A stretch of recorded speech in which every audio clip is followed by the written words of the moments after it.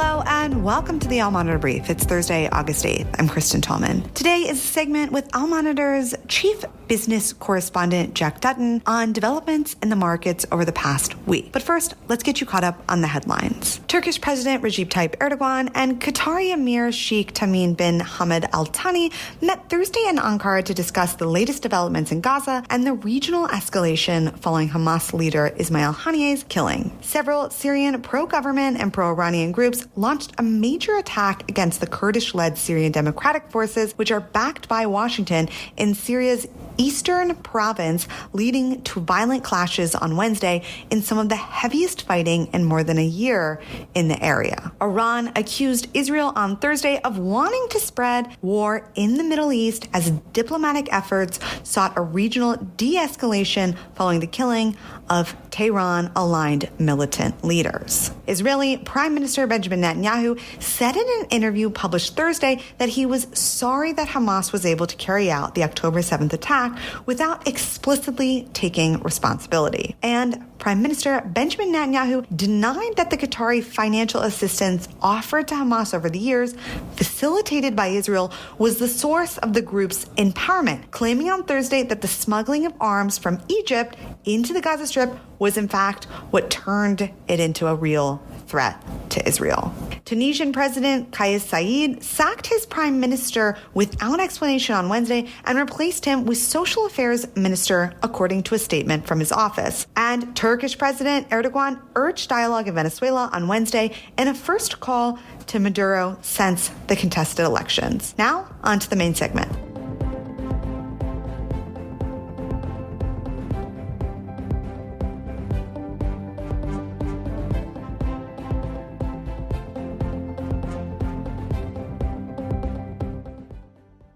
Hey, Jack, welcome to the All Monitor Brief. Great to be back on the podcast, Kristen. So it's been a wild week in the stock market. There was an aggressive sell-off at the beginning of this week in the markets that saw a dip early this week. But then on Wednesday, it looked like positions and in the Middle East and globally broadly rose again. What happened? What is this? And why was the Middle East positions impacted as well? Okay, so there were two key causes of this. The main one is that these sell-offs were mainly driven by US labor data being weaker than expected, leading to fears of a recession in the world's biggest economy. When you look at monetary policy and the six-member Gulf Cooperation Council, it's usually guided by the decisions made by the Federal Reserve. So a lot of regional currencies in the Middle East are pegged to the US dollar and are very sensitive to these typical market changes, globalized marketplace. So for instance, if the Federal Reserve is raising interest rates, often you'll see the same thing in Saudi Arabia, but it will follow on, or UAE or Oman. Moreover, the second dimension to this, I guess less impactful globally, but more regionally in the Middle East, is the instability. Israel obviously is bracing for a potential attack from Iran and its proxies in retaliation for the killing of Hamas chief Ismail Haniyeh in Tehran on July the 31st, as well as the killing of a senior Hezbollah commander called Fouad Shukra in Lebanon the day before. And these are also contributing to the market contraction sell-off, but only really in the region. And what you're seeing as well, these two main factors are also causing investors to sell off riskier assets, be those commodities or cryptocurrency like Bitcoin.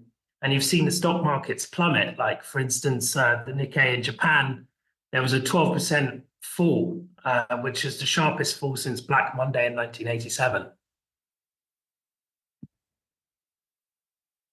Wow. Okay. So it really is that we live in a globalized world. And if something happens in the largest economy or the second largest or the third, right, these big powerhouses, it will ripple out. Okay. Got it. And I mean, I think let's dial into the sort of the political questions in the Middle East, as you just mentioned, Haniyeh being assassinated in Tehran. and these airlines are rapidly changing their plans, canceling routes. Do you think that this will ripple through Middle East economies and hurt output? I mean, presumably, yes, right? If there's a change, we should factor that in. But is that being factored in from a market perspective? I'd say there's been significant impact. You have the German carrier Lufthansa, Austrian, United, Delta, EasyJet kind of stop their flights to Israel, and they keep extending as the tension gets higher. Some of these airlines have even stopped flights until October, I think EasyJet being one of them. And as a result, there's 150,000 Israelis stranded abroad, which is disastrous for the economy in a country of only 9.5 million people. When you look at Lebanon as another example, the tourism sector is crucial for the economy. Last year, tourism contributed to around 26% of Lebanon's current account receipts. And there was a bank called Biblos Bank, headquarters in Beirut, on Tuesday came out to say a widening of the Israel-Gaza war could result in an economic contraction of between 10 and 15%. A halving of tourism revenue and several vital air links in the region. And they say the best case scenario, they believe it could be 50 to 55% of what it was in 2023. So it'll have a significant impact on economic growth.